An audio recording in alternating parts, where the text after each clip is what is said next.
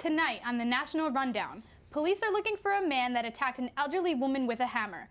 More details have emerged about the body located in the Hudson River, and get a few tips about pet adoption.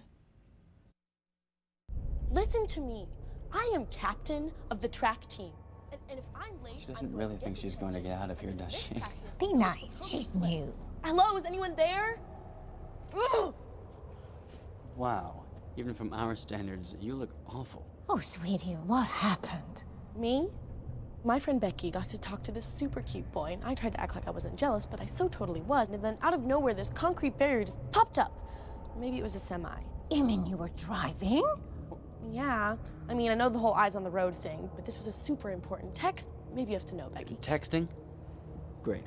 But it was only like 5 seconds, and I'm a really, really fast texter, so it wasn't even a big deal. Actually, has she texted me back yet? Wow, I get like no bars in this place. I wonder if they have Wi-Fi here.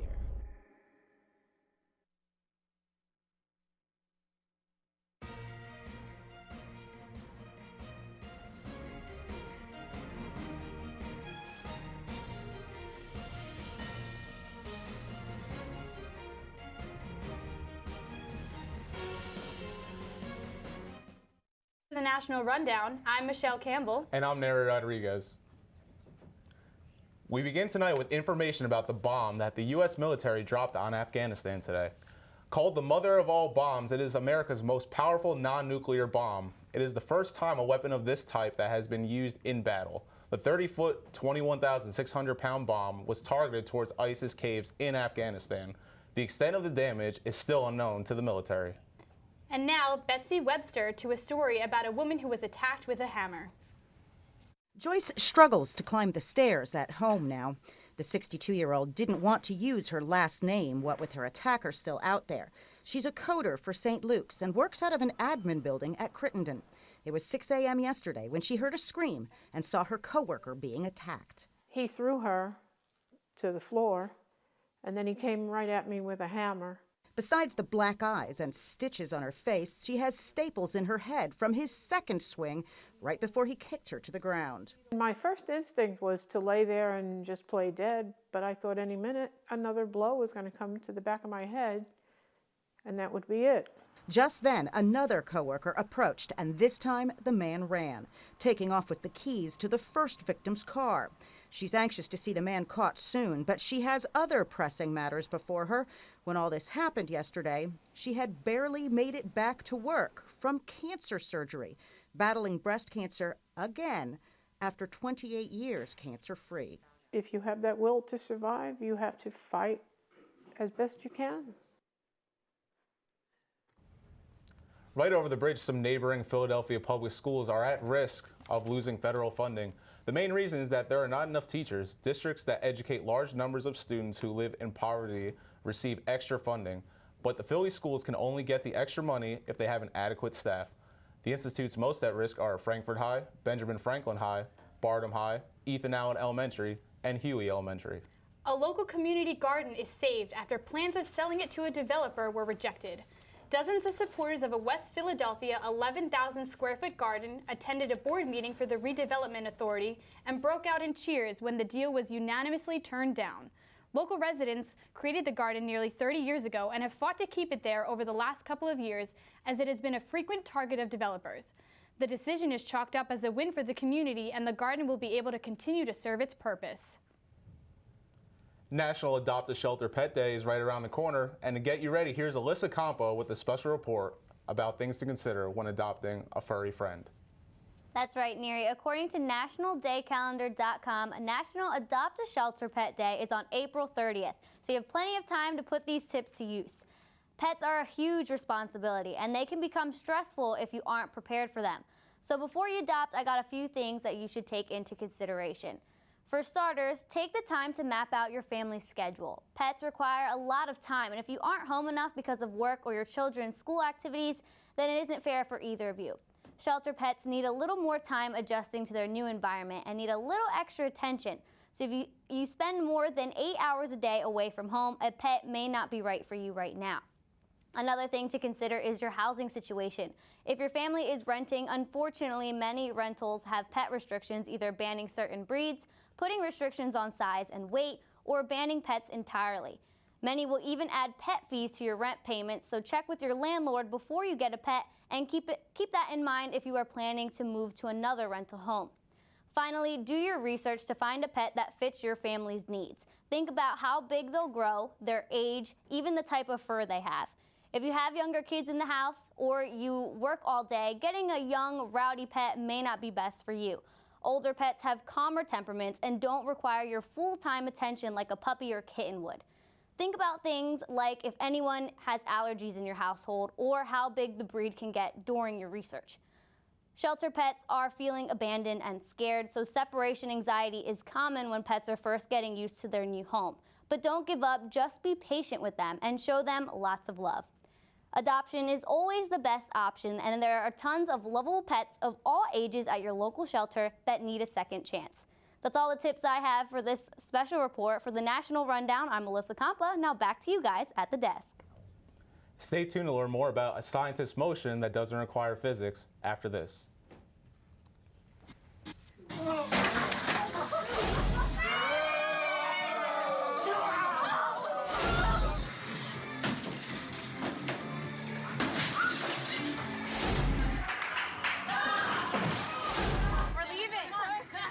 Most party fouls are pretty dumb.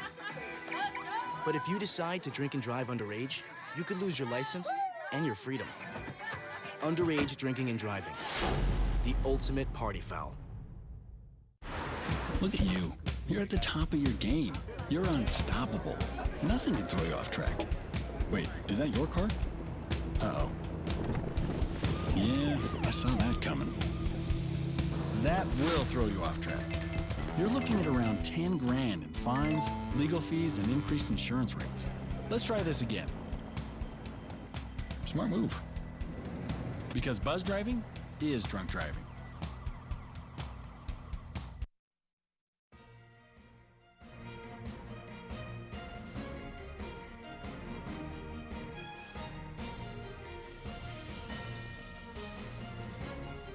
Suspicions have been ruled out in the recent death of trailblazing judge Sheila Abdul Salam. The first ever African-American woman to serve on New York State's highest court's body was found in the Hudson River on Wednesday. No injuries were found on Abdul Salam's body. Now here's Mavish Khan to fill us in on what celebrity is paying his neighbors and what TV show is becoming a musical. Thanks, Miri. Talk about being a good neighbor. George Clooney is reportedly offering a neighbor a compensation package as he and his wife renovate their home in England. After submitting a planning permission for a renovation project worth about $15 million, the couple is offering a package that includes about $38,000 lump sum, a stay in a cottage, a vacation in a luxury hotel, and more, just to apologize for the disturbance the construction will bring. The favorite television show Friends is coming back, but this time as a stage musical. Pop culture parody writers Bob and Toby McSmith are known for similar off-Broadway shows such as 90210, The Musical, and Kardashians, The Musical. Friends, the musical tickets will go on sale in June and open this coming fall. And now, ending on a sadder note, stars react to the death of Chris Murphy. Neil Brennan says that Charlie Murphy had changed his life. Chris Rock said that he had just lost one of the funniest, most real brothers of all time. Murphy passed away at the age of 57 after battling leukemia. Murphy was best known for his appearances on The Chappelle Show. There has been no word yet on funeral arrangements. That's it for entertainment. Back to you at the desk. Now here is Jennifer with the World News Minute. Jennifer? Reports of last week's chemical attack as 100% fabrication. Assad claimed the reported details of what happened were not credible because their source was al-Qaeda's former affiliate in Syria, Nusra Front. He suggested that photographs showing children who had died in the attack on a rebel-held town in Idlib province were staged, and the entire incident was fabricated and unconvincing. The Nigerian anti-corruption unit discovered more than $43 million at an upscale apartment in Lagos. The commission said the funds are suspected to be proceeds of the unlawful activity, but no arrests have been made yet. Nigeria has struggled with corruption and looted funds for decades, but the watchdog unit has been on a lucky streak. Earlier in the week, the agency discovered around $817,000 in Lagos Market and a further $1.5 million at a shopping plaza. That's it for the World News Minute. I'm Jennifer Spencer. Back to you guys at the desk. Gustavo Falcon, the brother of one of Miami's most notorious 1980s drug traffickers, Augusto Willie Falcon, was arrested Wednesday night after dodging police for 26 years. He was said to be one of the last cocaine cowboys. According to U.S. Marshals Senior Inspector Barry Golden, authorities tracked Gustavo back in March after he used a false license and a fake name for the past 20 years. The manhunt continues for a Wisconsin man wanted for conspiring to commit acts of terrorism. Joseph A. Jakubowski robbed a gun store on April 4th and has been in hiding ever since. New details of the manifesto he mailed to President Trump have emerged. The 161-page document described the government as a gang of terrorists and contained anti-government and anti-religion themes throughout the piece. The FBI is offering a $20,000 reward for any information leading to his arrest. Scientists intervene against a lawsuit made by fossil fuel groups against the EPA. The notion is to ask them to delay or reconsider a rule that places more regulations on chemical plants. This was a response to the fertilizer plant explosion in West Texas. Supporters of the new guidelines believe the information would help public safety, while others argued that it would make the plant a target for terrorists. Currently, the EPA is reviewing the idea of a 90-day freeze period. Here to talk about the latest challenge to hit the internet is Dino Arantulis. Hey guys, how you doing? Hi, Dino. Hey, what's up, Dino? Doing well. How are you? I'm doing good. So what are you here to talk about? So we're here to talk about the Nacho Challenge. What is the Nacho Challenge, Dino? The Nacho Challenge is when somebody lays down and they're wearing a bathing suit, and then the friends begin pouring nacho ingredients on top of them, and then after they make them a nacho, they eat the nacho from them. Nice. So who started this Nacho Challenge? This Nacho Challenge was started by a YouTube channel known as Good Mythical Morning. They have been doing their show since January 2012. And it's a daily entertainment show where they talk about a variety of topics. They currently have over 12 million subscribers. Oh my goodness, that's a lot. Are people mimicking this Good Mythical Morning and doing it themselves? Not at the moment, but I think as the weekend will progress, people will start uploading their videos as well. So as for this main video, how many views does it have? How does it have as of now? It has 857,321 views. Wow. Wow, that's a lot of views about human nachos. Yep. Thanks so much for that Thank you, interesting topic. No problem. Authorities in El Monte, California are looking for the perpetrator who left a woman dead in a car that was parked on the side of 10 freeway Tuesday morning. According to CHP officer Chris Baldonado, the woman in the car was said to be Hispanic, in her 30s, with a gunshot wound to the side of her head. Police still have no information on where the shooting happened or who the killer is. A Marine's long battle to clear his name did not go as planned. Major Mark Thompson pled guilty to lying in a sexual misconduct case. He admitted to having sex with 2 students while as an instructor at the U.S. Naval Academy in 2013. He was due to stand trial later this week. Sentencing will be announced later on Thursday. Coming up, find out Cody Decker's opinion on MLB Instant Replay. Every day, every child chases a goal. Come on, come on, come on! Ah!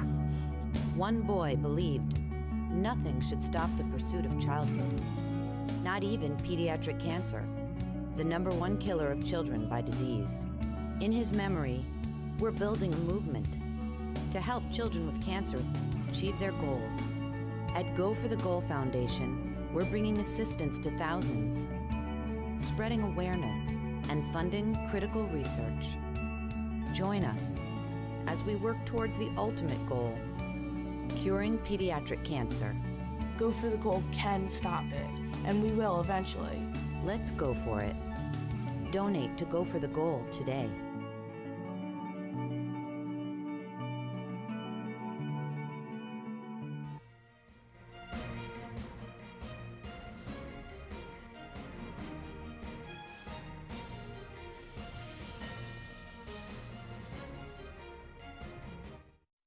to give birth to a dead baby. She claims there was improper treatment during her stay in a Milwaukee jail. As a result, a lawsuit has been launched against the Milwaukee County Sheriff's Office. The woman claims she was not given the proper medication to support her baby. She was deep into pregnancy and there was a possibility of a birth while in prison.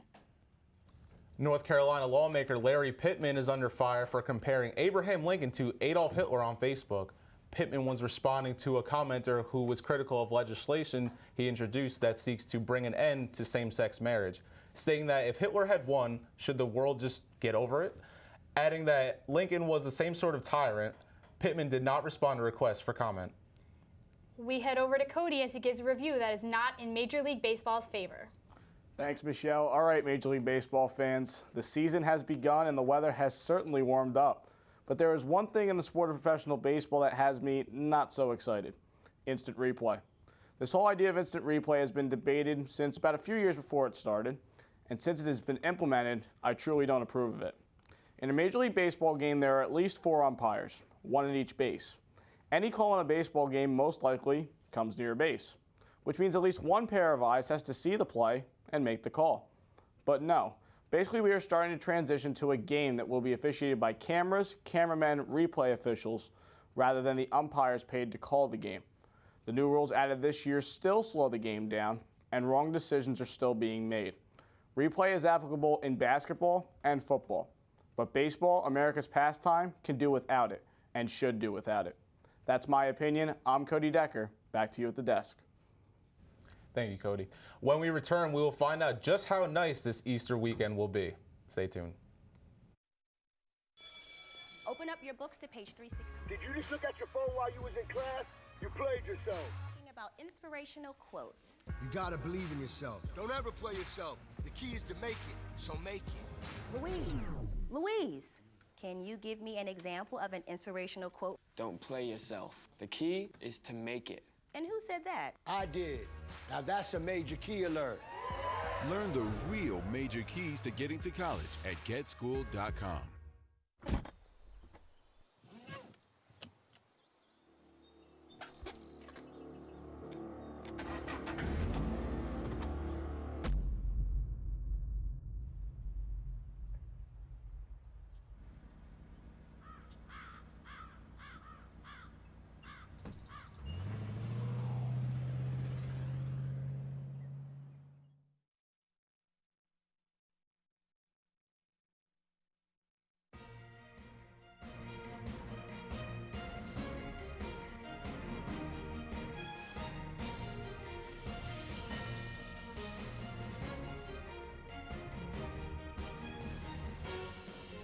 And now here's Matthew Cass with the weather.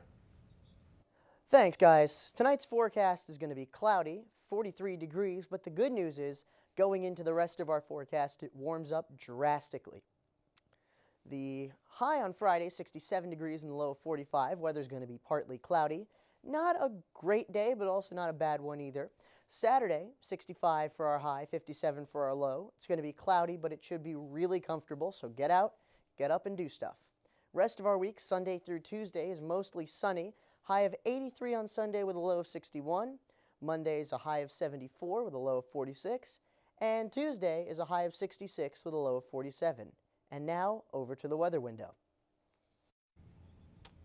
All right, so the first shot here on the weather window today is down 322, Campbell Library in the foreground. And I'd like you guys to take a look at the sky here. Just perfect weather. Bright blue skies, minimal cloud cover. Moving on to the next photo here. This is the townhouse complexes. As you can see, trees are in bloom. And again, just take a look at that absolutely gorgeous sky. Perfect picture blue. And our third and final photograph is the Memorial Park down in the corner of Main and High Street. Again, just keep looking at the sky. Beautiful blue color. Weather's starting to warm up and equalize. Guys? I'm really happy about this nice weather that we're finally having, Matt. Oh, I know, it's so nice. Everything's just finally stabilizing out. Not too hot, not too cold. What do you guys have planned this weekend? Easter weekend, so I mean, that Lent is done. I'm definitely indulging in some Doritos. How about you, Some Michelle? Doritos. Finally get to have some chocolate. Bring out the shorts and the dresses. Really excited about the nice weather. Very good. Thanks, Matt. That will do it for the National Rundown. I'm Michelle Campbell. And I'm Neri Rodriguez. Thanks for watching. Yay.